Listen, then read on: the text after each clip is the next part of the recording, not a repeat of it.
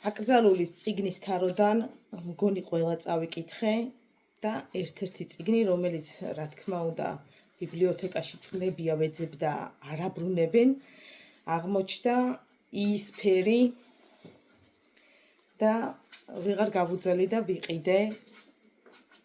და წავიკითხე. ეს აღმოჩნდა წიგნი, რომელსაც ერთი ამოსუნთქვით ვერ წაიკითხავ, იმიტომ რომ არის უმძიმესი წასაკითხი, ვითარება, ორი დები არიან და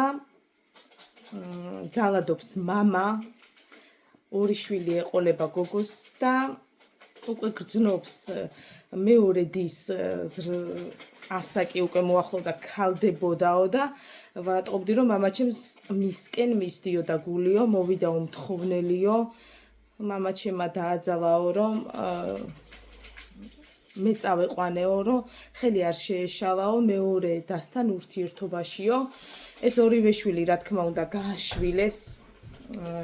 ამ გოგოს ნების საწინააღმდეგოდ და ძალიან ბევრი წლის მერე ეს გოგო გათხოვდა, გაყვა ქვრივკაც, რომელსაც 4 შვილი ყავდა უზრდი და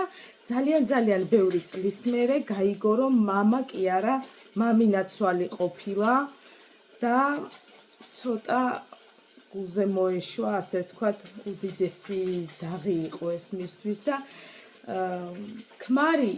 უმალავდა დის წერილებს, რომელიც გაიქცა სახლიდან და ძალიან ბევრი წლის მერე აღმოაჩინა ზარდახშაში და დაიყო მისი არსებობისთვის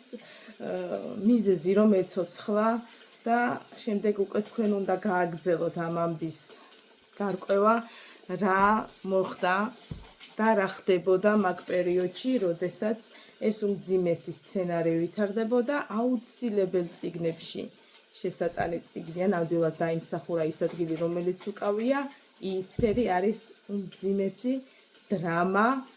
და სასურველია წაიკითხოთ. წინ ძალიან დიდი აფრიკაში ვითარდება რაღაცა მოვლენები, რაღაცეები სხვაგან, ამიტომ თავგადასავალი ძალიან საინტერესო თავგადასავალი გელოდებათ წინ.